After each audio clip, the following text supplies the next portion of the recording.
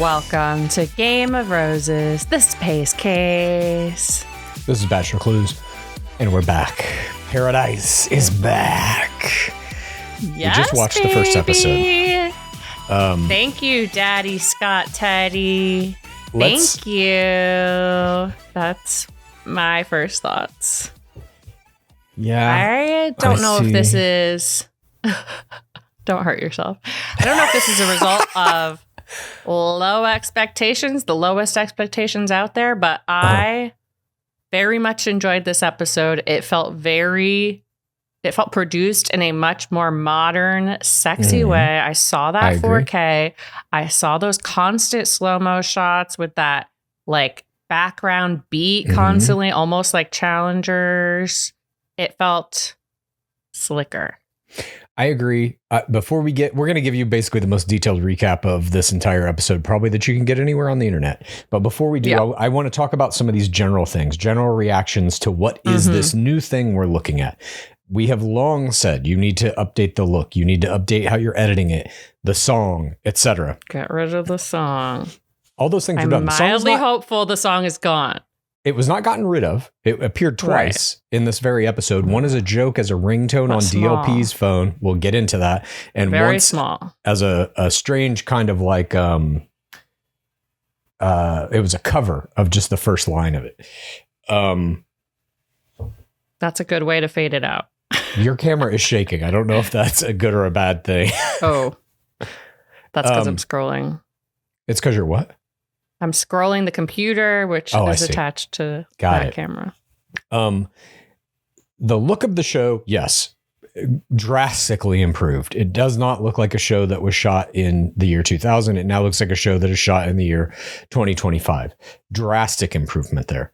The blatant copying of other more popular group dating formats with the 45-degree angle walk-in shot, the slow-mo looking into camera, the editing to various musics they feel more modern, but a lot of it was needle drop. It's not like Love Island where they're actually licensing known songs or doing covers of those songs in many cases. This is just kind of like a mimicry of that, a much lower budget mimicry.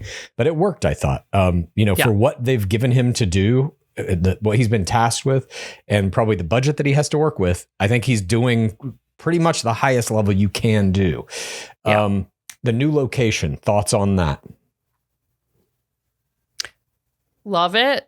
I mean, we're not seeing as much of the beach, but I feel like that helps with the sound almost. I love that they gave them their own rooms. I want to see that be like, I want to see them film 24/7, like sneaking into each other's rooms and stuff. Yeah, I agree. It feels very much to me like they're at a resort. You do get to see them go into their rooms to write little notes to each other or whatever they're going to do. And that's not like a verboten thing. In the old show, if you're in your room, that means you're locked down. You can't get out unless you're like Ivanhoe and you have to sneak out to go see Alexa Ray Caves. But we never got to see inside those hotel rooms because they weren't there. For the most part, they forced them to sleep in their bunk beds out in hostile conditions. And that was kind of a character in the show. Here, that is removed, and I think it works. I like seeing a nice place. They all are commenting on how great it is. The swim up bar, this and that. I think that worked very well. There's all this nice food there. It feels very much more like paradise. I agree. I love that part of it. Now, this is one of the most interesting things that happened in this that I did not anticipate. There are full scripted, acted sketches happening throughout this episode where it will be, somebody will say like, I wonder if we're going to be good together. And then you cut to Sam McKenna in a cowboy hat, or I forget who it was. It was the other guy, whoever was in that love triangle was like, I wonder what they're doing. Cut to Sam McKenna in a cowboy hat, making out with his date in a fully scripted thing. There was another one with Dale Moss when he's on his date, and Kat Izzo is kind of like... I thought that was just cutting to clips from the date. I didn't know that was cutting to a scripted bit. Dale Moss is wearing a captain's hat, spraying sunscreen on his genitalia. I'm 100% sure that was scripted and acted. So I forgot about that. In my opinion, we are getting closer to what I see as kind of like the next evolution of reality dating TV, which is 100% pro wrestling. It's all fake. And they're getting closer to being like 100% open about that. These fake little scripted moments that they're using as sketches, they really are like pro wrestling promos. They're cutting now completely fictional things into this show. That to me is like fascinating.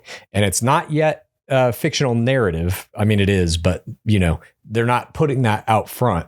It's just these fictional kind of like funny little things. Oh, this must be how a little Kat bit. Izzo is fantasizing about Dale Moss with him in the captain hat and squirting the sunscreen wherever, It was the fourth audience gaze, that Dale Moss scene, and I approve. But I mean, to create that little piece of media, what has to happen is Scott Teddy has to say, okay, Dale, we now need you to put on this captain hat and squirt this sunscreen on your crotch. Because he already knows he's gotten in an ITM from her. Oh my God, I'm fantasizing about blah, blah, blah, blah, blah. And he's like, dude, yeah, let's do that. Make him act that scene right now. So you don't know this. They might have just given him sunscreen, said, put the sunscreen on. And maybe just every way he does anything is sexy. Okay. Just to play Dale's advocate. Yeah. I'm a big fan of it because it means we're like... The only one that struck me as scripted was this first scene. Mm-hmm. The one with DLP, you mean? Yeah. Wait, you're a big fan of the scripted stuff. Yeah. But the thing with Sam McKinney, also on his date where he's in the cowboy hat, that was scripted. There was another one with Spencer where he's drawing a big heart in the sand. All of these things are like, they are fictions. I thought that was like, this could be your intro montage. Like that they just got a bunch of like bits of them in their little like characters. Sure. But when they're cutting to a player's mind screen, like what they are seeing in their head, that is not real. We must admit that, right? They are not putting a camera inside the brain of these people. So they're fictionalizing whatever those fantasies may be. The POVs, Yeah, that portion of it, that fictionalization, and done in many cases to a comedic tone, is scripted. That whether the actors are acting it or not, the producers are writing that and producing that. And so I'm just saying, more actually than Love Island does, which, God, we'll get to that. We have another episode to watch tonight, but more than Love Island does, they are actually putting in these scripted bits now. And it's like an elevated version of what they did with Wells and Sally's Suitcase and the wigs and the producers and all of that kind of stuff, because they keep it inside the player's mind, inside the player's reactions and the player's narratives. But that piece of it, I don't know if it actually worked here, but I'm glad they're doing it. I think it's like a step in the right direction for reality dating TV. It's kind of letting the audience in on like, yeah, this is fake. We're putting on a TV show for you. It definitely felt like they were taking some big swings with those POVs. And I think that it contributed to this overall like much more fun tone. And I would say that's like the main thing that I was hoping to come out of this, was that Paradise seems like it's fun and it's nice. And I'm very excited for this season. And yes, my bar was in the ground. I was very nervous after the trailers. Yeah. The trailers were not shot as well as this pilot is. Absolutely agree. I thought it looked beautiful. It was very well edited. Like Scott Teddy knows what the fuck he's doing. 100%. Yeah.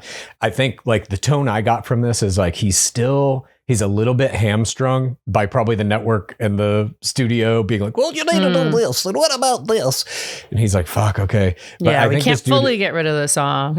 Yeah. What it really made me excited for is Bachelor season 30. I was like, I cannot wait to see what this fucking guy does with a season of The Bachelor. I am so excited for it. Yeah. Okay. I have chills. All that said, let's dive into this. We begin portion one, a drone shot coming in over the beach to the resort. Where have we seen that before? Do they do that on another show? Love Island. It's a dead cruise ripoff. Ship on Bachelorette.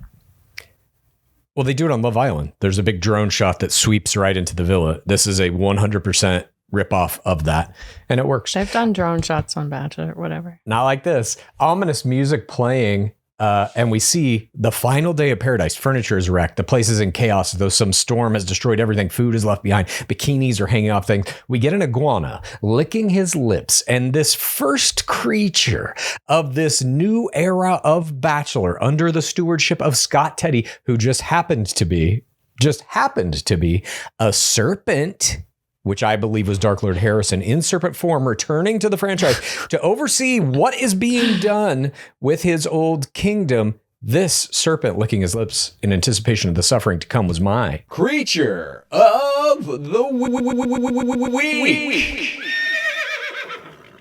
This serpent who was strutting his stuff in the first shot to represent how this is a new paradise. We're in a different tropical environment and there's going to be different creatures. This is a whole new show. Was my creature of the week. I agree. Love this creature. We see somebody picking up some trash in the background. DLP is laying on a lawn chair, listening to his phone. It rings. The ringtone is Almost Paradise, the old Bachelor in Paradise song. We also don't get the opening intro of all the characters looking into the screen. All of that is gone now. It is just a distant memory. I'm hoping we don't get that in episode 2. I hope we don't either. This is simply now the old Paradise is reduced to a joke on DLP's phone in this scripted bit that we are seeing. He's sunburned. Wells is on the other line. We forgot to shoot the show open. They gotta get down here. We see then sped up footage of the entire season. Rose ceremonies, twerking, weird costumes, kisses, boats, feet, and you're overwhelmed. It is a fucking tidal wave of like, this is what you're gonna get. I thought it was a great opening. Day one. It's beautiful. It's like... It just instantly gives you the feel that we're watching a different show. There's no 100%. Way BIP would have done this before. 100%. It goes to show you, like, it was only a year ago, BIP season 9, only a couple of years ago, 876. It could have been this. And it just wasn't because people the technology existed. Of course. And these people existed. Scott Teddy was making reality TV shows a couple of years ago. Not that he necessarily is specifically able to do this. I think there are a lot of reality group dating format producers who could render a product like this. But it's just like, it's sad to see that like they could have taken this turn earlier and maybe avoided the devastation that we now see the franchise in. Nonetheless. Day one of Paradise. Love Island style music here. DLP greets us. BIP is back and unlike anything you've seen before. Well, it's actually just like a Love Island. It's like a lot of things I've seen before, which is good, I think, in this case. It's a little wink at Love Island.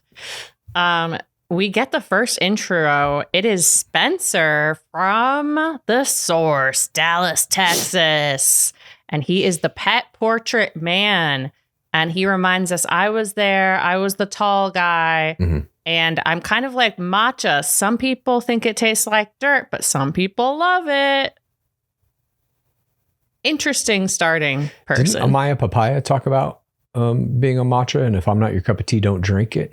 Interesting. We got some matcha play here early on. Now, also interesting, Spencer is first sand. Traditionally speaking, first sand is a woman. I believe this is the first sand and man a front we've seen. Runner. Yeah, and a front runner. I'll say this, like, and again, I don't think this is Scott Teddy's fault. You're kind of hamstrung by whoever the network is telling you to cast. Mm-hmm. This cast isn't, it's not giving, if you will, in my opinion. You're hanging your season on Spencer, the pet portraiture man. I'm guessing because he's like gonna get engaged to Jess is my prediction. Mm-hmm. And they just were like, oh, we've got this one couple who we feel really strongly will get married. Yeah, maybe. But yeah, I thought this was a very odd choice. We also see I Love Cleveland's the whole hotel. And this is kind of Love Island style as well. He is showing off all the amenities. He's super excited. They've got a swim up bar. He also says, I'm loud and loyal. And when he says that, they put reverb on him saying, no way, a swim up bar. And we get our first hint here at the first sand that we're going to get full edits, that they are going to shit on these players in the presentation of the document itself. And that, it happens multiple times throughout this episode. Second sand is Alex. She comes, of course, from Grant's season. She's a self-described, loud and proud, no filter, reminds us of the No Drama Llama, and that she uses a butt plug. Her type is described as hot, funny, and obsessed with her, not a spotlight stealer, because that's her role. She meets Spencer. They talk about where they're from. He admits having poutine, but having never been to Canada. She tells him she has no skincare routine, that she uses the same soap on her face that she uses to wash her ass. Third sand. I love Alex as a player. No, I would have she's put hilarious. her first. Yeah. I agree. Third sand is Lexi. She's a hopeless romantic and her person could be here. She says she founded a dating business in her off time from The Bachelor and she hopes to find her match. She's afraid of iguanas. Luckily, there are many of those there. She meets up with Spencer and Alex. She says Spencer's her type because he's supposedly funny, tall, dark, and handsome. He gets an immediate fool edit of him never shutting up and them saying, wow, I didn't know that he was this talkative. So they are just fucking wrecking this guy from the beginning. Yeah. He's a dipshit. Laugh at him. He is not serious. Spencer ITMs, I'm a yapper. So they even cut that in. Him shitting on himself.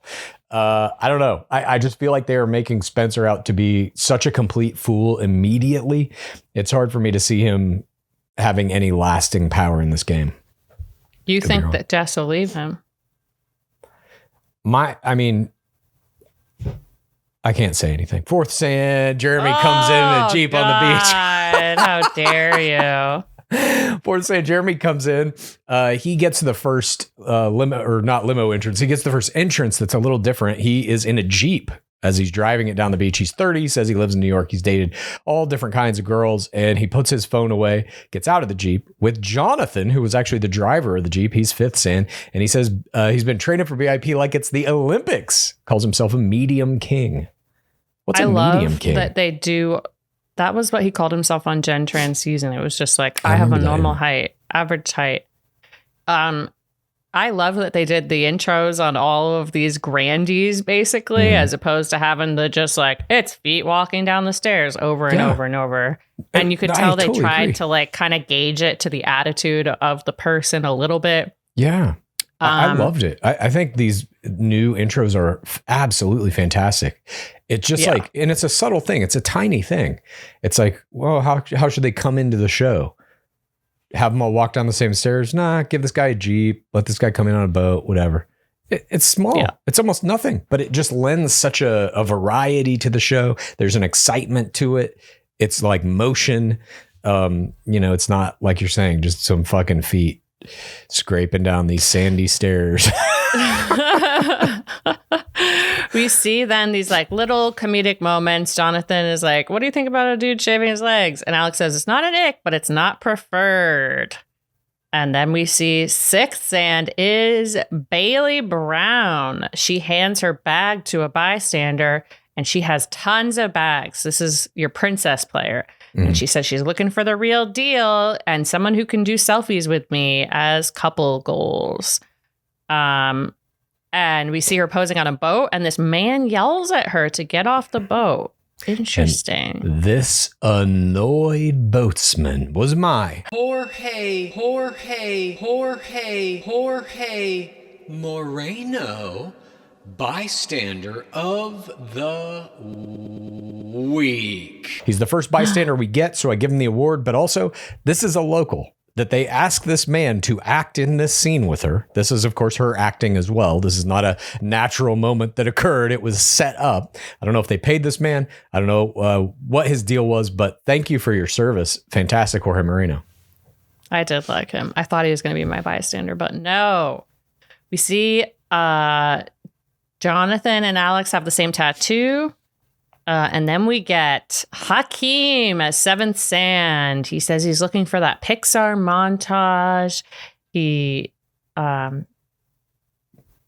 see then Jeremy says hot girls have IBS. There's some sort of stomach play here. Bailey admits to having IBS and he's like, all hot girls do. He was basically trying to compliment her on her admission. And then we see this huge spread of delicious foods and everybody's eating, chowing down on it. Alex is just like taking these little pieces of cake and shit. And it's a little bit. I love this. I did too. It's a page out of Love is Blind when they got in the controversy for not feeding their contestants. And then the very next season and every season after that, they now heavily feature all the food. Same as being done here.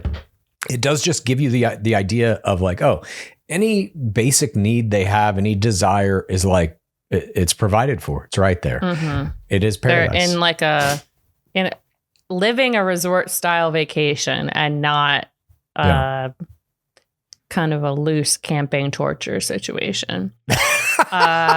We see then that Jess enters as ace and she says she falls hard and fast. She references back to, I guess, her intro, which I had I'm sure if I forgot, everyone forgot, where she's like a captain and she brings up her catchphrase, Moochie Poos. A producer denigrates her as well. Off screen, she says, when one ship goes down, another one's ready to board. And you hear off screen a producer go, "That's not a saying." Fool edit.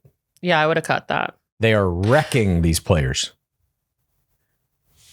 Right. We see her connect with Spencer.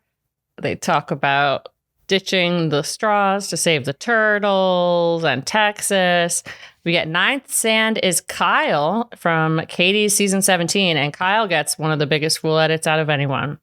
Mm-hmm. He says to multiple people, and we get this edit, "If you blinked, you missed me." And Kyle repeating, "If you blinked, you missed me" to everyone was my error of the game. I don't think you should ever bring up the fact that you didn't get much screen time on your season ever. Agreed. I just think, and I know they like to highlight it in BIP and be like, who is this person? But you want to seem like you're a hot commodity on the beach. And 100%. Then if you watched Thomas's season, you should know you just never should repeat the same phrase over and over because they'll use it against you. I agree 100%. And I mean, it's impossible not to compare this to Love Island, which is currently airing as well. Love Island doesn't have this problem because everybody comes in clean. They may be influencers or whatever, but they, generally speaking, have not been in the franchise unless they're a returning player. And if they are a returning player, to my knowledge, they're not usually like the star of a prior season. It's somebody who came in as like a bombshell and didn't get a fair shake. And so now they're back. Bachelor's not like that. All the players come from a prior rookie season, and all of them have achieved different levels of success or at least, lasting power in those various seasons. And I just think it's like, it makes the show look bad. It makes the player look bad. It's like, well, why are you casting this fucking person if we don't know who they are? I don't know. And I guess if you're going, you're hoping for a grocery store Joe, redemption arc. Unfortunately, Kyle does not get that. We get 10th sand is Zoe, who enters in a very nice car, and she does her like, "I'm here to mix shit up" intro. "I'm not background noise from Grant season. All is fair in love and war. We see in her flashback. She says, I made it to the top 3 with no one-on-one. Do you know how hard that is to do? Open gameplay speech. Love this. And calls her the underdog, but this time she's not waiting. And you can tell also that this is like, the way they're introducing these players is different. Somebody who achieved 3rd place on the most recent season of the main game usually is first sand. I know. I would have thought she would have been first. Like, I agree. That usually is the way they do it. So here she's just kind of like mixed into the shuffle. 11th sand we see is Ricky, the Puerto Rican poppy reporting for romance, who's looking for wifey material. The ITM's not having an approach in paradise. I wrote this as an error. 12th sand is Brian. He says he's a man of mystery because he got kicked out of his season so early. Again, this reference to like, who the fuck is this? So like multiple players are at least presented to the audience as like, you don't remember them at all. Who gives a shit? Yeah. Who? Well, then why are we watching your show? We even get when he walks by, we get a red-haired cameraman deliver a look to camera like, who's this guy? Yeah. I thought this would be my bystander too. I thought it would be too, but I got to give it to the first one. But I agree with you. Even this little tone is like, who the fuck is this guy? It's like, well, who the fuck are you? Who the fuck are you, dude? We supposed to know who you are? I don't know. I don't know who that man is. I don't either. He ITM's being self-conscious a little bit. We get a clip of him stealing Jeremy's car on Jen's season. We did get a lot of good historic clips to kind of remind us who these people were. I thought they did a good job of cutting those in. They weren't like too heavy-handed. They weren't too crazy. Quick. It was just enough. Yeah. Brian ITM said he likes Zoe because she's tall and attractive enough to give him athletic children. Portion 2 begins. 13th sand cat. Good bloodline. Yeah, he's looking for a bloodline player. In WWE, there's a whole faction called the Bloodline that is like The Rock is part of it, and it's all of his cousins and shit. Oh. The Uso brothers, Roman Reigns is part of the Bloodline. All right. Anyways, Kat Izzo, she reminds us about her fake engagement to John Henry on season 9. We get her clips of the piñata, the birthday cake, and the teary-eyed birthday party. She says that now she's a changed woman. Ricky and Brian remind us how hot she is. She ITMs about the online bullying she suffered as a result of her time in last season. And then DLP enters and greets the players. This is our first DLP in play we get to see. Kat says DLP is an avatar. He does not age. This is because he drinks the suffering of others, ladies and gentlemen. We see him glow golden as well with an effect He's that the an editors threw angel. on him. I love so this. was Lucifer, just to let you know. Empathetic king golden glow edit on DLP. Wasn't expecting that. But Golden Glow edit, but also like I will say of many of the Dark Lords, not all of them can pull off like the fool edit of themselves. Like, do you remember when Chris Harrison on season 16 of Bachelorette was motoring around on his little moped, his little scooter, like running around, and they tried to make a funny thing out of it? Didn't fly. I gotta say, DLP has some comedic chops. When he did the sunburned face, that worked. When he was eating Kentucky Fried Chicken floating in the pool, that worked. I would have thought the opening scripted scene wouldn't work for me. And maybe it's because we didn't see Wells. But DLP, like, he's just very likable. Sorry. Yeah, I agree with you 100%. It's that Canadian bloodline. Canadians are just likable, period. He intros your favorite bartenders here. Wells and Hannah is here in charge of Paradise Relations. Not enough Hannah Brown in this episode for me. Yeah, I agree. Why are we getting the colorful narration from Wells? I would like to get it from Hannah describing each of these players. Yes. I mean, there were, we'll probably get to it a little bit later in this, but I did notice some interesting differences of treatment between the two of them. Wells primarily is locked behind that bar. They're not letting that motherfucker out. And the way they shoot that bar is with a long lens camera way back away from the bar if it's shooting his front. And there's like a security camera kind of from behind him looking down. And those are the only shots you ever really get of Wells. Hannah, especially during the cocktail party before the rose ceremony, is dressed in like and he's wearing only the bartender uniform. She's in a dress. She's out fucking mingling with the players, talking to him and shit. They're letting her do whatever the fuck she wants. And he's locked in his little bar. I love to watch this rivalry play out throughout this season. I was very curious whether like Wells would like put his name on the bar or something to make it especially known that it's his. Yeah. So far, we haven't seen anything like that. Yeah. We get the intro that the roses are in the hands of the female players this week. So as Kat ITMs, I love to see men squirm. DLP also. Honestly, they got rid of too many people for me. Oh, my biggest complaint was exactly that. What are you doing? Let everybody who shows up, don't even have a rose ceremony in the first episode. Maybe the first two. You need to let these people build some kind of believable relationship before you kick them off. Or when you kick them off, we're just like, yeah, whatever. Who gives a fuck? I literally had no reaction to the rose ceremony. And you're getting rid of Hakeem after the first episode? Yeah. Cliffhanger on his Sam tears. McKenna, who's one of your most identifiable players. Yeah, I thought that was a mistake to get rid of 4. It's like, we don't need a bloodbath. We don't need it. Totally agree. DLP also says they're going to offer the best couples a, quote, life-changing opportunity. Nobody knows what that means. They don't elaborate, but they give it away in the end of the teaser at the end of this episode, what it is. Did you see that? I did watch the teaser. I knew about this. And I was like, I don't know how the fourth audience is going to react because it's such a for the wrong reasons thing. It's a money prize. $500,000? Yeah, $500,000 money prize. From my understanding, it'll be like a Love Island scenario. Put that money into casting. Put it into anything. I agree 100%. Brian. But it's like so antithetical to what this is supposed to be, which is like people finding love. But now there's $500,000 and it's just like a weird. For the most 4TRR couple. I don't know. Well, we'll see how the people maybe can get that money. We'll see. Oh God. Okay. The women. So it's not going to one per couple. What's that? Don't tell me. Okay, I wish I hadn't even watched the promo, but I was just. I couldn't believe they put it in the end because when the players are there for that entire time, for the 2 weeks that they're shooting, they just continually are told by DOP, something big's coming, something big, this whole crazy thing. In the end, they don't know what it is. We all now do. So we're not on that ride with them. And I don't know if they're going to keep cutting the show like that to have him be like, big prize, big prize. And they'll be like, oh my God, what's it going to be? Well, we already know now. You showed it to us in the fucking trailer. Why would you do that? Also, if you're saying big prize, it might as well be telling them that there's money. Like, I don't know about that. If it I could was, be a vacation. Exactly. Like, what are the prizes on Bachelor? Like, some I dumb don't know. cruise.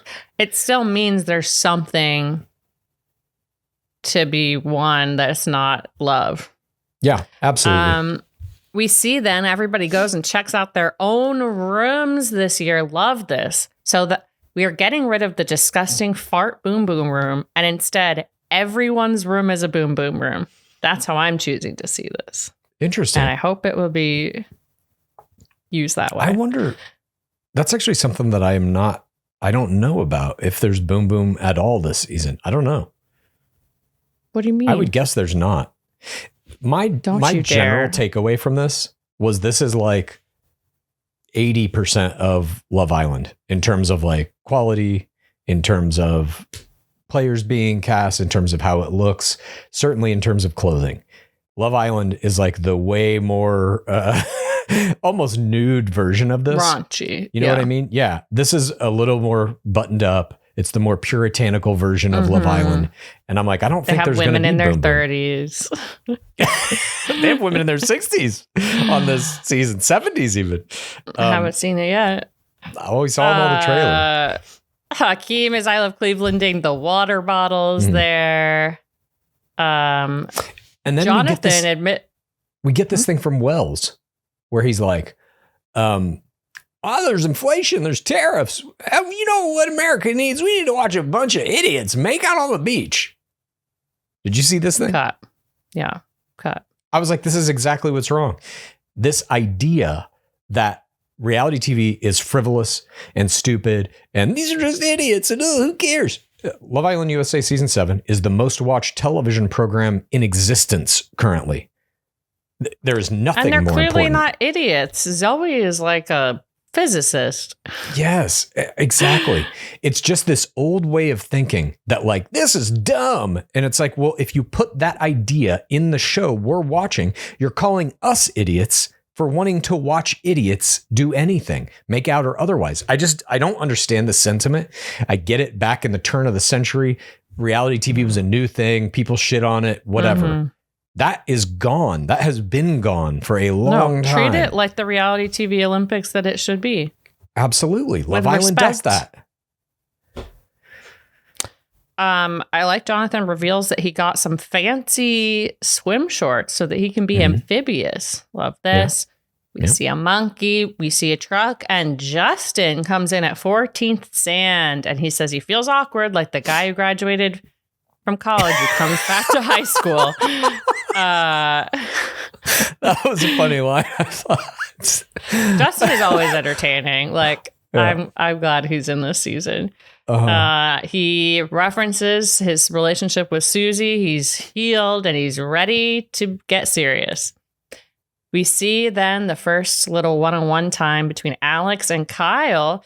Alex says she got voted best smile and asked what Kyle was voted. He said, well, I went to a terrible military school, so nothing. Yeah.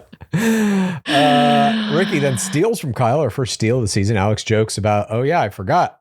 It's giving Bachelor. We're on a Bachelor show. Steals are allowed. Nighttime. One-on-one time with Alex and Ricky. He says he's having a blast. He didn't want to do anything but talk to her. She loves that he's being intentional, and she calls herself a lazy princess. He says he's her perfect complement and very organized. She says when she breaks the physical touch barrier, that's how, I like you. Zoe and Brian, we see them playing a little ping pong. DLP comes back. He has a date card for Justin Glaze, special dinner and night swim date. He says it's been over a year since he's been on a first date. Portion 3 begins, and we see one-on-one time with Justin and Lexi.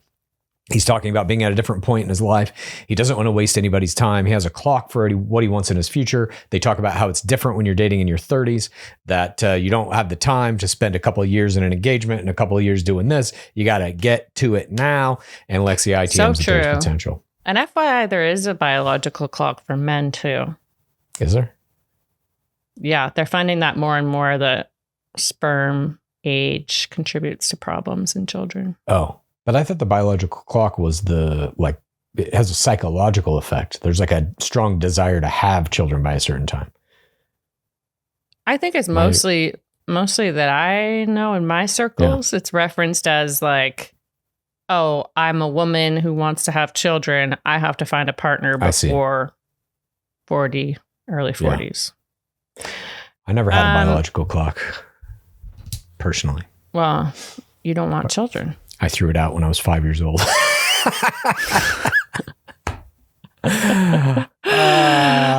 daytime now, by the way. Okay. We see Bailey and Kyle talking. So it has turned to night. And then we see Bailey and Kyle talking and it's daytime again. So they're editing some shit way out of order here and just not giving a fuck. He says he's been single for 2 years. She's been single for 1 year. She says she usually dates people she's known for a long time. He's like, well, maybe it's time to change that. Kyle ITMs that he wants Bailey. Blink and you might miss me. To rock with your boy. We see Bugs interrupting them. We see Alex interrupted by Bugs. Lexi interrupted by Bugs. Bugs are the new crabs. Kat and Jonathan then sit by the pool, feet in the water. They're kind of doing a little chemistry play here, a little physical touch. She says she's being more cautious this season. He wants to know her goofy side. He touches her leg. He asks her nerdiest fun thing about her. And she's like, what? Nerdy? What do you mean? And he's like, I want to know what you nerd out about. What do you mean? Yeah. I like this honesty. Like, I'm very nerdy about my cat. Huh? Good day. That's not nerdy. She's not nerdy. Like, he's trying to force nerdiness upon her. She said, fine, I want 1,000 cats. None of these people are nerdy. They had the same conversation on Love Island. It's like, you're not fucking nerds.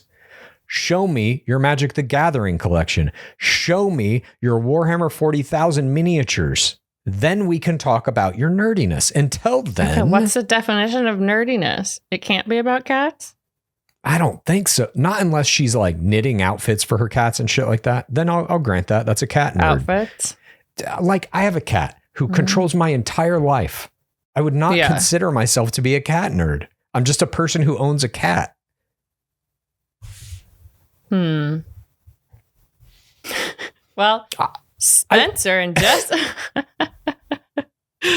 I mean, I think they're not a match. But I appreciate Kat not trying to pretend she's a nerd like every other hot woman in all the dating shows we watch. Yeah. We see Spencer and Jess talk about their dating past. Jess plays a heartbreak PTC of getting cheated on. And then Spencer plays an even worse heartbreak PTC about catching his fiance cheating on him via iPad. Oof. 2 weeks before their wedding. Dark. Brutal. But he does say it was a good thing that it happened. Sally. Can you imagine how bad it would have been if he would have gone through with the wedding and then found out? Yeah. Justin then asked Lexi on the date. She ITMs looking for an intellectual personality match. Spencer and Jess dance on the beach at night. They walk in the wave. She ITMs that he's her number one.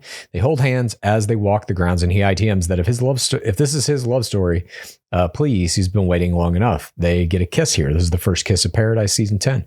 Lightning strikes and it starts raining. Somebody says, everyone has to go to their room now. Glaze knocks on Lexi's door. He has some bad news. They got rained out, but they'll have their date in the near future, just not that night. And I was like, why don't they just have it in the hotel restaurant in their room? Or in their room? Yeah, that didn't make any sense. I agree. And then the date that they wind up having isn't a night swim date anyway. Right. I didn't get this at all. I don't either. They were like, our cameras are all broken. Yeah. Portion 4 begins. We get these big graphics that read day 2 of Paradise on screen. So they are kind of keeping track, seemingly, at least up to this point, of how much time is passing. I do too. Absolutely love it. It's more kind of like open gameplay presentation.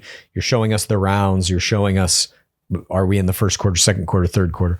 Jeremy asks Alex and Ricky what their favorite sex position is and offers his own, missionary with eye contact. Alex then makes fun of him in a very creepy way. I liked this. Alex is hilarious. I agree. This is a strange open. It was a little bit of an error for me, in my opinion, to come in hot with this. What's your favorite sexual position? I like missionary with eye contact. Whoa, dude. Chill. In my opinion. Brian puts on sunscreen. Like Jonathan tells... eyes closed. Don't look at me. Yeah. Face me and don't look. Yeah. Jonathan tells Kat that he shaves his legs. She waxes. They discuss hair on the gooch. Brian and Zoe are talking. Spencer and Jess are hitting it off. Kyle ITMs they're getting married maybe in the future. We get Hakeem looking at Bailey Brown's ass. He ITMs that she's the girl he's attracted to most. He wants to do something special for her. So he goes to his room, writes a note for her. And when he gives it to her, her face does not look like this is what she wants. It is a what the fuck eyebrow raised scowl that was my face play of the game. I think Alex probably did overall better face plays here and there, but I like a face play that comes as a result of a genuine emotional reaction, especially one of disgust or confusion, and that is what Bailey Brown delivers here. Thank you, Bailey. Disgust at a 4TRR play is hilarious. And then she follows that up in their one-on-one time, basically saying she would take selfies on the toilet. She's trying to like throw out as many turnoffs to him as possible. Yeah. He is not picking and not it up. Make eye contact. Yeah, exactly. She's not looking at him, and he even points it out. And she ITMs that she's not interested. Oh wait, sorry. Let me plug my fan in. Yeah. While PaceCase is plugging in her fan, we get Dale Moss arrives via boat. 15th Sand, the Mossman. Now, I'm gonna wait till Lizzie comes back. Yeah, don't intro Dale Moss without me. Sorry. Don't intro the DM without PaceCase. Are you kidding me? He arrives solo on his own boat. And as he walks up, we are getting that full Love Island treatment. He's looking in the camera, 45-degree angle, walking up the beach. And immediately the feeling is different of this entire show. There is a player here who is operating at a level these other players cannot hope to attain. There is such a in my opinion, a stark difference in vibe, presentation, every element of his gameplay. And he's not even really doing anything. He's just showing up. But already you feel like this man should not be in this show with these players. This is a different thing. You know what I mean? He should be on Love Island. Or be the Bachelor. Yeah, that too. I mean, by the I way, agree. did you hear His intro who's front running for that right now? For the Bachelor? Yeah. No. Gore Girl Jason Tardik. Stop. Yeah, that's what online, that's seeming to be what's happening. He'd be great. I agree. Be an interesting season for sure. That's a huge gap. But I want to see Dale. Me too. We'll see what he does this season. But his intro is like so much more serious and like I'm a dream man type thing. Since The Bachelorette, I've opened my own businesses. We see Ricky ITM. He's handsome with those clear eyes, made in a lab. Kat, he's a man. Everyone is lusting after Dale. And this is just like you see the different treatment in the star player versus a Spencer, a Kyle, or whoever, where they're like, most of their intro is like, who the fuck is this? This one, his intro is like you're saying, literally every person is just like, oh my God. The guys, the women, it He's don't not fucking even in matter. a recent season. Like exactly. But it's because of like what he has done. I mean, obviously it's how he looks. Jess later describes it. What's that? Jess later describes it. She's like, he's the man that blew up Claire's season. Yeah. His singular contribution to the game in terms of his play that season. And I believe largely it was based on how he looks, his parasocial relationship with Claire Crawley, all of that. Mirror he has PTCs. done something that no one has come close to doing ever in the history of this show, which is get a lead to end the season early, very early, and leave the show with you. So early, in fact, that they had to bring in Tayshia Adams as the backup Bachelorette in that season 16, first post-pandemic season of Bachelorette. Powerful. Yeah, he just is one of the most interesting players in the history of the game, period. I mean, you and I were extremely excited for his casting. Yeah. We, like Claire Crawley, developed a parasocial relationship with him before the season as well. Yeah. And didn't, like you're saying, never really got to see him play. Yeah. He gets a date card. He's packed with power. And we see, Jess describes what he did on his season. He is chatting with a few people and says that he likes acts of service. Oh, he's chatting with Zoe. Yeah. And she's like, I can be that feminine, nurturing, supportive partner, whatever you are looking for, It's sir. smart. It's smart. What is he at right now? I think this is also a part of this is like, obviously within the Bachelor pantheon, he's known to any of these players who are like students of the game for sure. However, he also has, God damn it, I just saw it and no, I didn't. I'm just looking up his Instagram real quick. He also has 575K. 575, nice. That's more, I believe, than any of these players, maybe than all of them combined. So they are very aware of the fact. Let's see. I think last I checked, he was at 1 something. But he's probably the closest other Cat one. Izzo? Right? Justin Glaze is at 164. Cat Izzo is at 97.8. Dang. Who else would even be close to that? And so that's what you're getting. Alex got him? I don't think so. I don't think so. I mean, I don't think anybody from that season did any numbers, did they? No. Alex Godden's at 41.5. Like, terrible. I'm telling you, I think he has more Instagram followers than all of them combined. And they are aware of that. Sounds like you're right. If you can align yourself with him, maybe you get into that multiple hundreds of thousands tier. They're all aware of it. Even Ricky's like, I'm not going after whoever Dale is pursuing. I'm not going to be in a triangle with that. Jess literally steals Alex from Ricky. He's sitting there talking to her, and Dale's like, "Can I talk to you for a second?" And he pulls Alex, and she's like, "I'm usually not nervous around guys, but you're making me speechless." Oh, I felt so bad for Alex during this. She mixes up South Dakota and South Carolina. She's not listening. She's not listening. But DM does load a glow for her. But it's hard to picture anyone beating out Cat Izzo. I agree. Yeah, Ricky says, I want to be a triangle with Dale here. We see this one-on-one time between Kat and Dale, and he is 36. We have as Kat says, a tired man that she loves. Kat's colorful narration is just like incredible.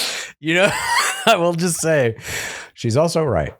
As a man who is well over 35 at this point in my lifetime, I'm tired as fuck. Let's be real. I'm tired all the goddamn time. He asked her biggest relationship challenge. She says she doesn't pick the right person. He says he's learned that you can be good with people, or you can be with a good person, but it just doesn't work out. It's not meant to be. And he ITMs that he's intrigued by Kat, and he's clear on his vision in life, career, relationships, and now he wants to open his mind and heart. He asked Kat on the date. She accepts. Zoe says she was scheming. She was scheming for that one. Zoe's just like, looking at this. What is the scheming that she was doing? Because Zoe had first dibs. Zoe was talking to Dale Moss first. And then Kat came in and was just like, let me go ahead and take that. And she ITMs when he gets back. We'll see if he still wants to play ball with me. Because he knows I'm interested. Open gameplay speech, portion 6. Some chicken fights in the pool. We see the one-on-one date with Dale and Kat. He picks her up to put her in the boat, and she ITMs. She feels like she's going to be a baby girl now. She wants a man who can take charge, has chivalry. On the boat, he has trouble popping the champagne, finally gets it open. They talk about being attracted to each other. She says, I'm emotionally expressive and have dry humor. He talks about doing bad dad jokes. I always attract emotionally unavailable women. Yeah. She's like, I'm emotionally expressive, AKA she's going to be screaming and crying at some point this season. He says he likes to do dad jokes. He says she has a calming aura for him. He has his hand on her upper thigh. Chemistry play. She ITMs that she can see their future in his sea green eyes. Then we see this dreamlike mind screen as he does sketch comedy, spraying sunscreen all over his body, including his crotch, wearing a captain's hat. This is acting. This is a scripted, acted scene. These are actors. I liked it. This was no Sally Suitcase. It is no Sally Suitcase. But the Sally Suitcase thing, you have to remember, they were not conscripting the players to do the acting. Like Wells Adams is a hired actor on this. Yeah, and it's producers and stuff. Here, you get the players conscripted into doing the acting. She ITMs that she also likes Jonathan. She's going to date 2 guys at the same time. Back at the hotel, we see Alex and Jonathan on a one-on-one. She notices a big deodorant chunk in his armpit, makes him move his arm so she can't see it. She says she knows her worth and she deserves a lot. He agrees, and he says that she feels like a middle school crush. And she says she doesn't date younger because she imagined them in diapers. Thought that was interesting. We see Zoe and Brian is talking up his sister who picked out all his fashion for him. And Zoe says, ITM, she's hoping that Kat and Dale have a terrible time on their date. We cut to the date, and Kat plays an IFI that she is seasick while having this Mariah Carey fantasy moment. And we get these like shots of her, like the waves are, the camera is shaking, like she's ill. And then they make out, and it's all fine. Yeah. Then we get portion 7. Jeremy gets a card, which he postmasters, and he initiates this game where they bring in these silhouettes of all the various players. Supposedly you can't tell who they are, even though some of them have very distinct hairdos. And the silhouettes have these kind of phrases about like, I'm into feet stuff. My guilty pleasure is late night trip to a Waffle House. I can bounce my pecs. I'm obsessed with serial killers. All these types of things. And all the players are conscripted into placing a kind of yes or no button on do they like this person based on these things. This has almost no value. It's because a miss for me. Me too. Most of the players know who the silhouettes are anyway. And the things they're putting on there are meaningless, except that what it initiates is a moment between Ricky and Hakeem where Ricky says, you only got 1 no. I got 3 no's. You're vanilla. Hakeem reacts to this in an explosive argument that is carried into the next portion.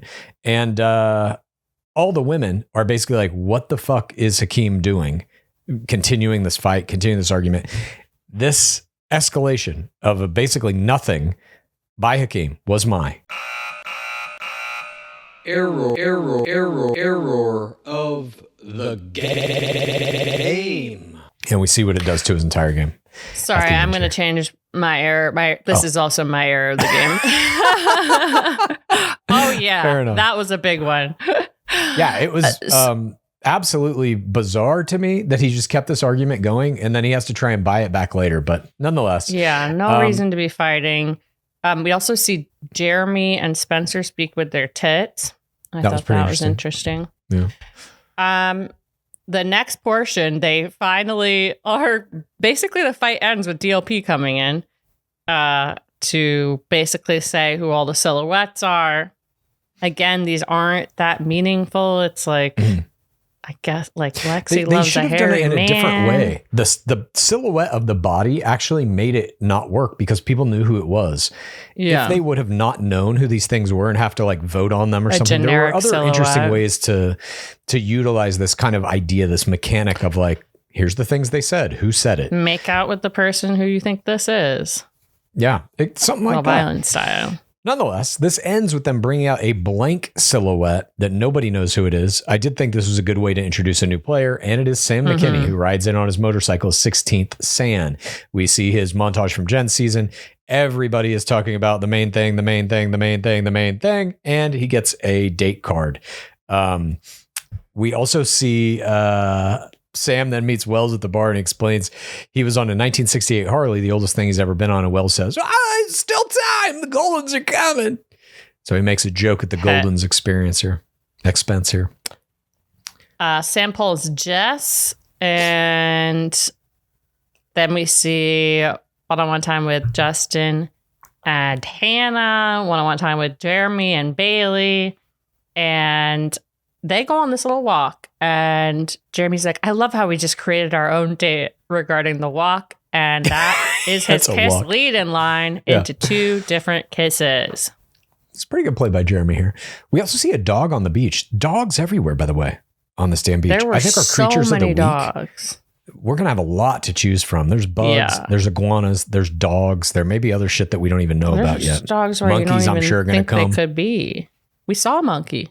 Did we? Yeah. Shit, I missed the pop. And there's 3 horses right between those 2 one-on-ones. The wild horses of Costa Rica. We see Sam and Jess. Jess for the one-on-one. She goes, I never had a one-on-one. And there's a storm brewing, but this is not going to cancel their date. We cut to Kat and Dale kissing. And who is this? Bailey and Kyle. Kyle and Bailey. They like each other's vibe. There's not checking boxes. Not a lot going on here. Bailey love level 1's him. This is showing me like I care about you, or and we see that Ricky is worried because of his argument with Hakeem, and that Alex was thrown off by it. Yes.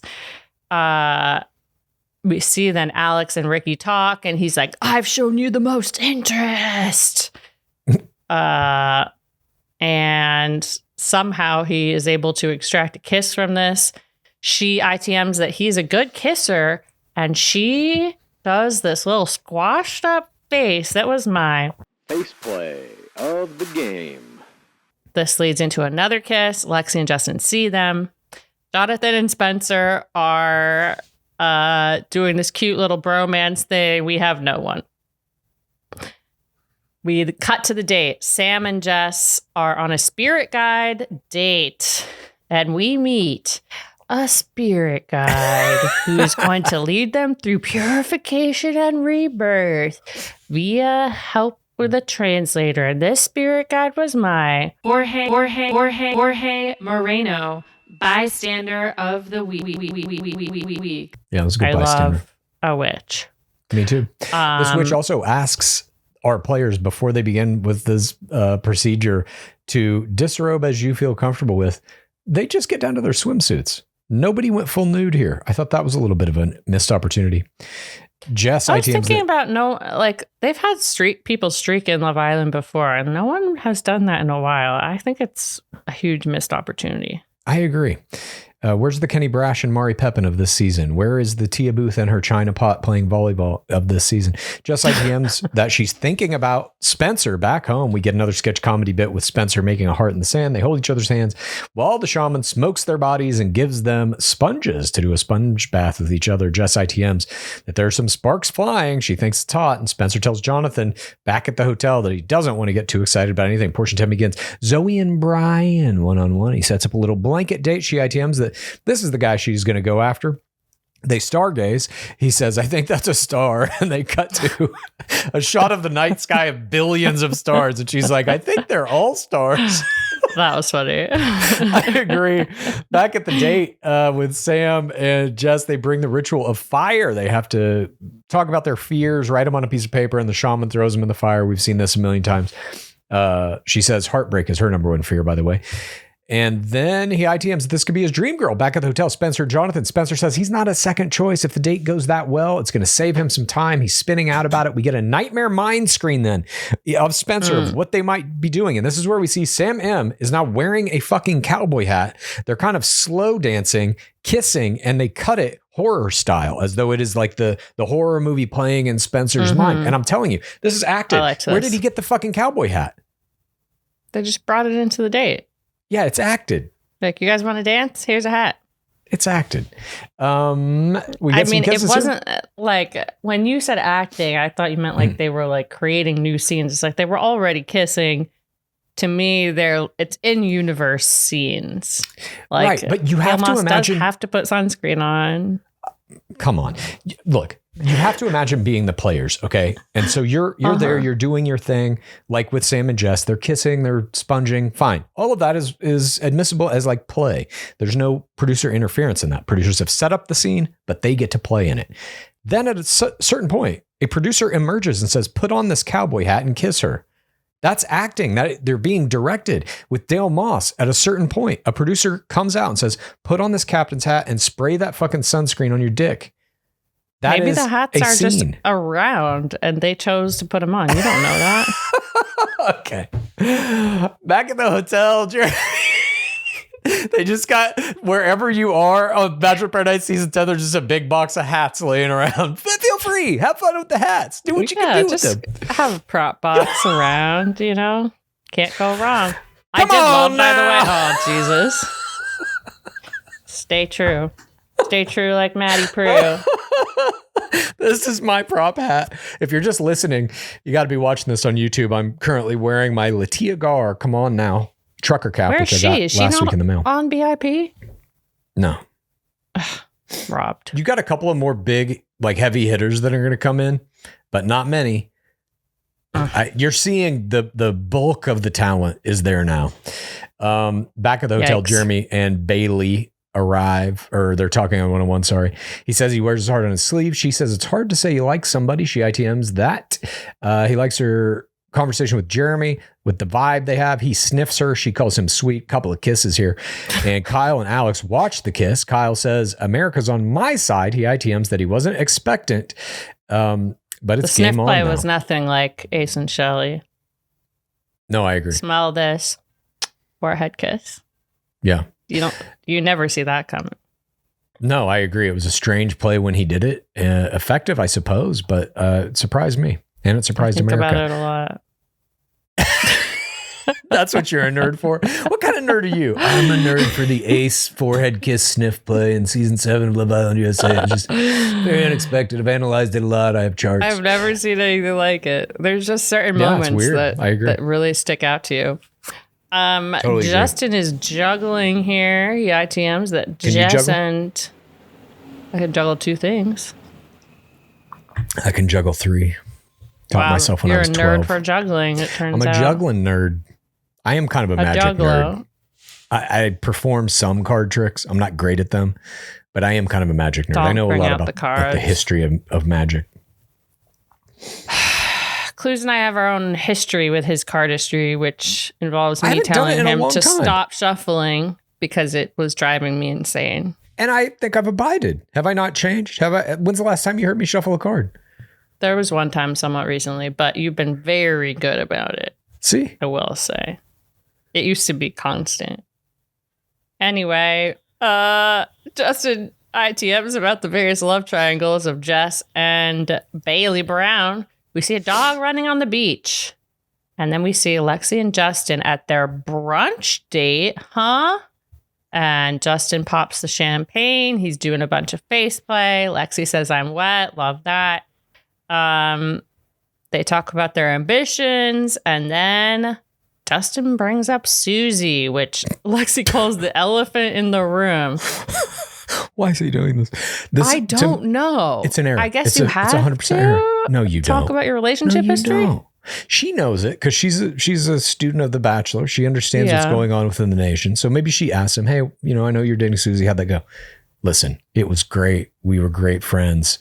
We're still amicable. That is so far behind me. I am ready for the next thing. That's all you say. He's dragging this shit out. It's an error the way he's No, I agree. talking It is. about her and the past It is an relationship. error. But he says, don't worry, I'm for TRR. And Lexi loads love level 1 for him. And we hear wedding bells. And then we get this little thing where Lexi says, I watched Susie's season. And we see her little face over Susie on the show. Loved this. They get in the hot tub. They kiss. It is night. Cocktail party. Hannah Brown pops champagne and does an incredible face play.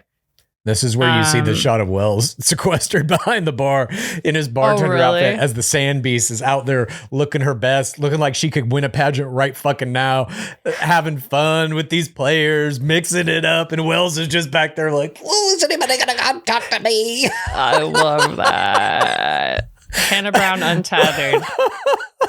Hakeem tries to make up for his big error with a really intense cheers. Fucking insane. It's maniacal. He says, to less stress and more sex.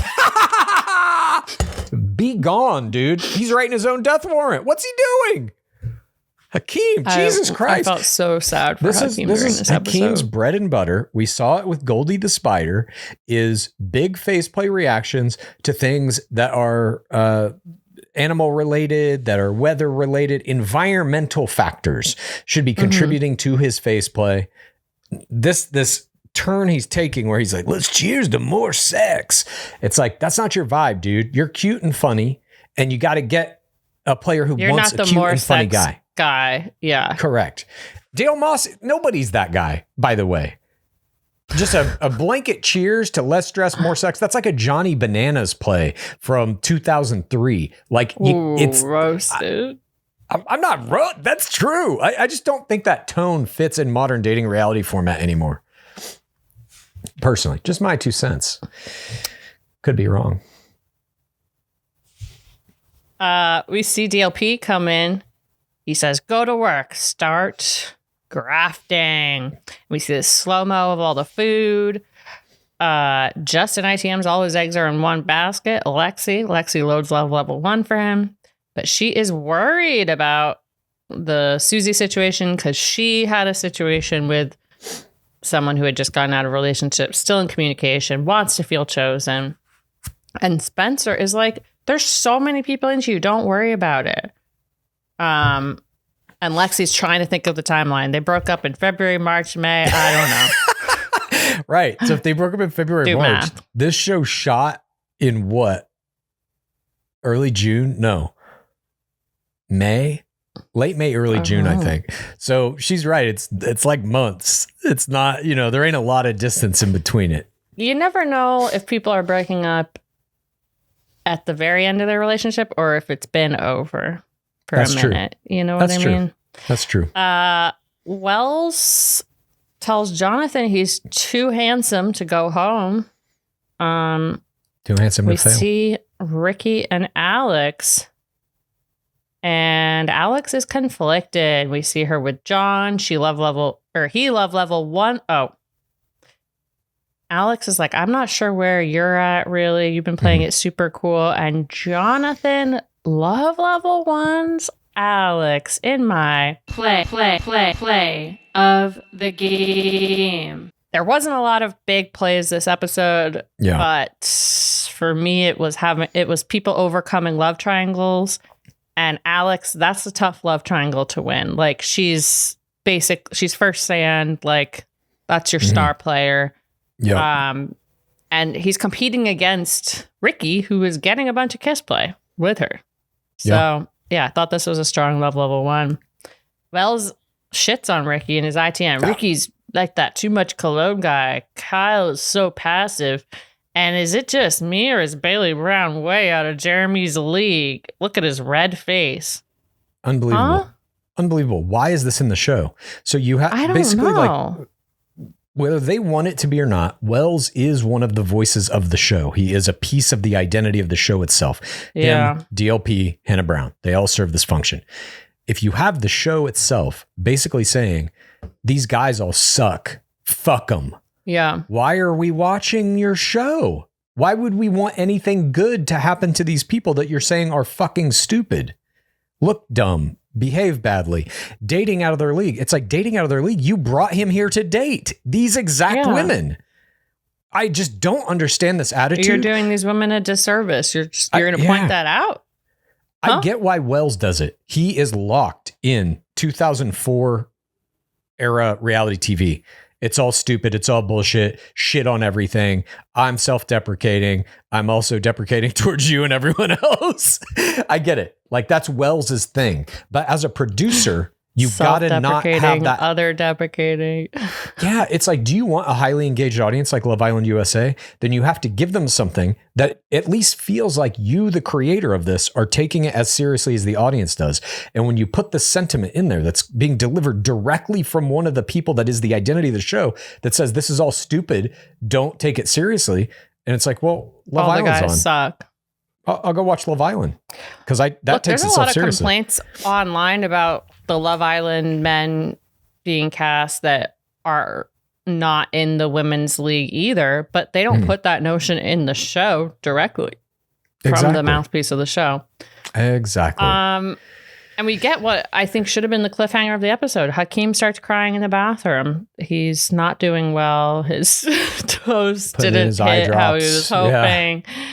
And then we see this full edit of him hitting on everyone, basically. And then we see Kyle with Bailey Brown. And Kyle's like, yeah, I'm competing against Jeremy, but, you can be a juicy peach. Some people don't like peaches. Some people don't like matcha. Some people don't like peaches. It shows you that he's doing an Amaya Papaya style ITM here, but he doesn't have the sparkle of Amaya Papaya. Ooh, this would hit. Shots fired. This Who are would you, Wells hit Adams? if Amaya Papaya was saying it. I agree. I think. We see Kyle telling Bailey she's intriguing.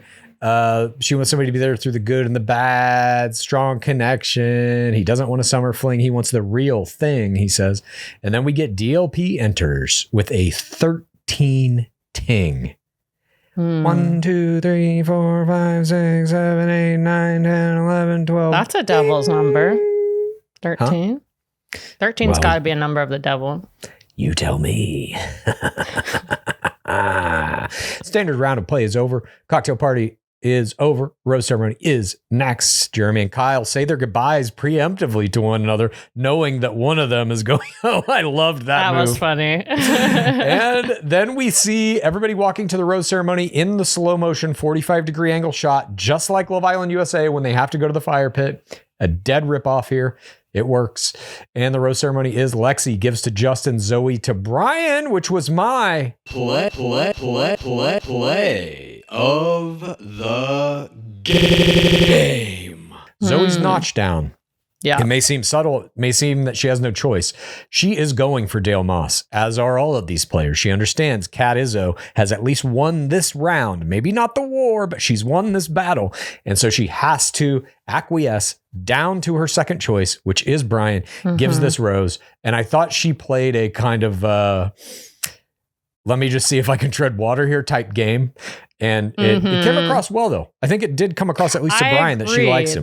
The notch down is subtle.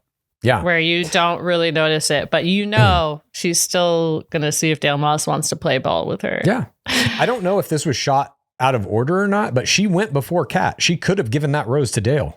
I did think that would have been an interesting move, but absolutely get some cat tears. If she would have done that, it would have like not allowed her to pursue something at least on the up and up with Brian. And if she's looking for like next round, guys are going to have the roses. If I give Brian my rose, he might keep me around even if I lose this triangle to Moss. I think it's just a little bit of a forward thinking kind of chess play. So to me, it was play of the game. We then see Kat give to Dale, Jess to Spencer, Bailey to Jeremy. We cliffhang on Alex. Jess and Spencer kissed during this, which I liked. Oh, yeah, that's true. We cliffhang on Alex going into portion 14. She, of course, gives to Jonathan. We say goodbye to Ricky, Hakeem, Sam, and Kyle. They all get little exit speeches. Sam's was the most interesting to me. He says, I think I was able to show people a different side of myself. I was like, you were in 10 minutes of this show. You showed me literally nothing other than you can ride a motorcycle. He doesn't know the edit. My most interesting one was Hakeem because he dives into the car in the auto zone. He draws a line with his foot on the ground and then jumps over the line into the car. And DLP tells us, you think you know paradise, but get ready because everything's about to change. And we see the big this season. Susie Evans shows up, an all new BIP. 2 more arrive. Slap contest, relationships exercise test, Hunger Games, the Paradise Edition. Golden show up, horses, golden chicken fights. They came to party. Gary and Fema get the first golden dance and date. Everything is going to change. People are here to play a game. Jeremy's thinking about Susie. Bailey tears and doesn't want to be there. Dale's accused of drama. Kat is not doing this. Somebody is being accused of being an Emmy award-winning actress. Kisses, fates are determined. Most important decisions. $500,000 is at stake. That's the last thing of that trailer. So I was like, well, I guess they gave that away. Guess I'm just putting that out there. I mean, I normally try to not watch the promos, but DLP got me. Yeah. Everything's about to change. I was like, what is it? I agree. I don't know why they told us that, because if they're going to keep the player pool in suspense about what this final thing is going to be, don't you want us to be in that same suspense? Yeah. I don't get it. I think that was an error on the producer's part. I think that money should have been spent on casting, but whatever. Yeah. Who is your MVP? My MVP for basically just her overall play. Like we were talking about, there are not a lot of giant plays. There was not even a lot of things that affected the overall game here. But I liked very much her face plays. I liked her banter. I liked her navigation of the love triangle she found herself in. My MVP was Alex. Who was your MVP? Mm-hmm. My MVP was also navigating a love triangle. I honestly did not really remember her from her season, and she really surprised me with kind of her finding a partner really early and fast her second audience play, and giving us the impression that she was even considering Sam. Jess was my MVP. Yeah, poor Sam. Yeah, she played a good game too. I just think it's like the one like kind of big complaint I have, I guess, about this season so far. And by the way, it's not like I do like the season. I think it's a very well made product. I'm super impressed with what Scott Teddy has done here. There's just not a lot of like oomph to this season. So there's no, the love triangles are all kind of like weak, wishy-washy. The players that they have don't, like, a lot of them are people we don't really care about. We can't even remember. They made a meal of that themselves. So it was hard. Like usually after an episode when we're like, what was the play of the game? What's the MVP? Those things are like immediate. You know, the big moments. There were none in this entire episode, really. I thought Kat was also in the running for my MVP. Yeah. Her colorful narration and just her dramatization of everything that happens to her is very enjoyable. But I don't know if it's my low bar or what, but this made me so excited for the season. Yeah. And I think it will be a good fallback for those who are jonesing for more Love Island as it ends next week. I'm looking at it almost as like, get that ball out. To me, this is how I'm kind of like, I guess, putting the season in my mind. When you like want to direct a movie, if you don't have a lot of credits and you can't just like walk into a studio and be like, I'm directing this movie, you have to put together what's called a lookbook. Even some season directors do this, where it's just kind of like a bunch of photos and little kind of visual styles to say like, this is how I would do this scene, or this is what I want the movie to look like. To me, I feel like the season of BIP is Scott Teddy's lookbook for the franchise. It's like, here's how I'm going to present this. The format of the show, I think he had almost no choice over that. There had to be Goldens, these challenges and shit like that. It seems a little bit of a mess. What's that? Probably the cast as well.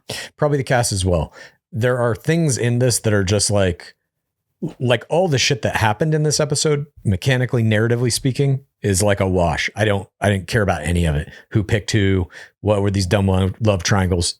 Irrelevant to me. Nothing hit home. It felt like a nothing episode in terms of its like narrative qualities.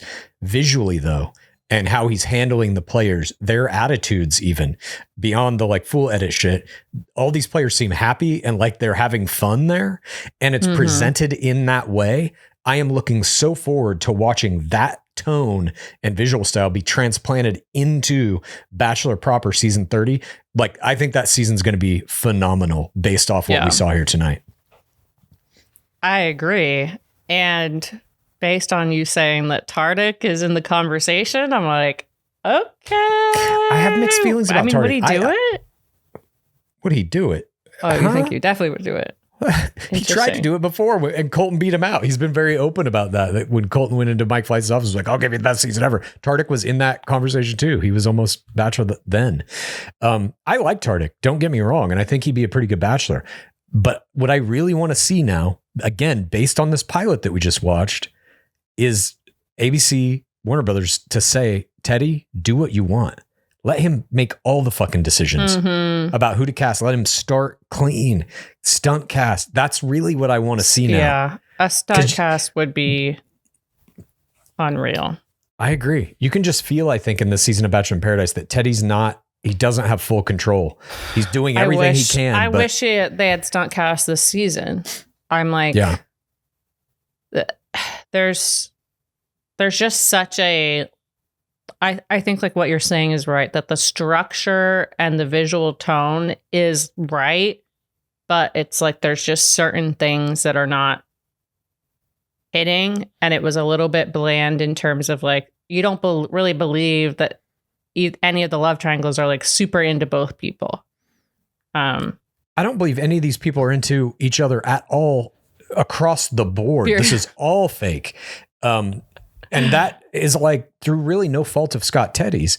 It's because of the casting and it's because of this weird structure. It's like, all right, 4 people have to go home after you've been here for 2 days. This date gets rained out, whatever. It just doesn't like, it's not a... Yeah, the rain out date, I was almost like, they should have just cut that. Like... Yeah. And you can also tell like the big difference between this and Love Island USA, at least in terms of how the relationships are developed, are Love Island USA, those players are living together 24 hours a day. Mm-hmm. Here, you get 10 minutes to go have this conversation. Now you got to go talk to the producers. You get 10 minutes to have this conversation. Now you got to go talk to the producers. Even on the dates, Dale Moss, Kat Izzo, enjoy this boat trip. Now, hang on. Kat, you go over there. We have to shoot this thing with Dale where he's putting on a captain's hat and spraying sunscreen on his genitals. So she has to go away for that and vice versa. And they're shooting ITMs constantly. It's a different deal. And so those, like the emotional connections, I don't think are ever going to feel as real as they do on Love Island for that reason. But I mean, it's also longer. We'll see though, because I am looking forward to 4 TRR relationships developing. Mm-hmm. I think inevitably it will happen when people are in this kind of prisoner situation. 100%. And don't forget, there's the ever-present possibility that if you're in a relationship, once you come off the show, you get massive amounts of followers. They all know that. And so you can trick yourself, lie to yourself. I do like this person. I can date them. That I think is primarily what happens on all these dating shows. And every once in a while, someone said that. Works. Who was it? Gabby. Yeah.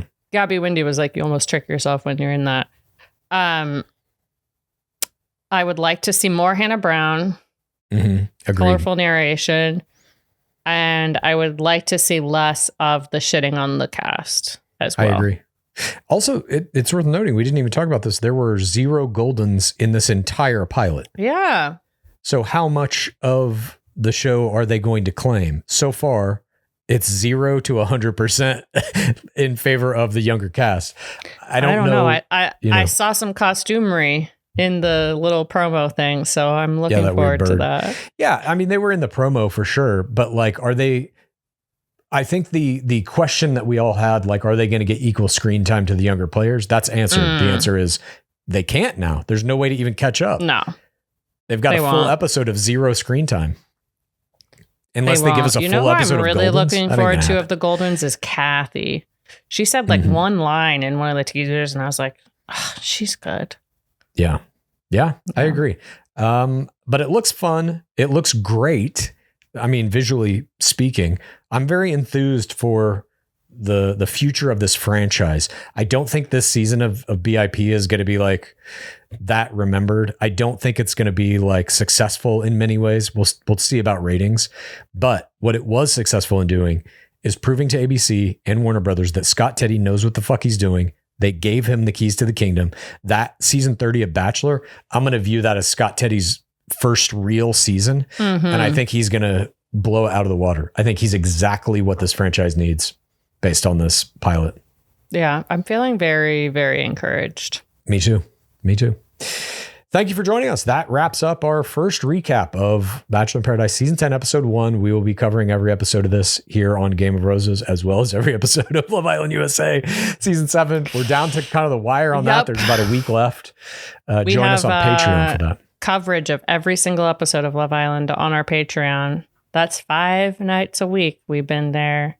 Patreon.com/Game of Roses. And praise be Dark Lord Palmer. Please rate this podcast. Please review this podcast. Please get a friend to listen to us. And then please rate this podcast. Please review this podcast.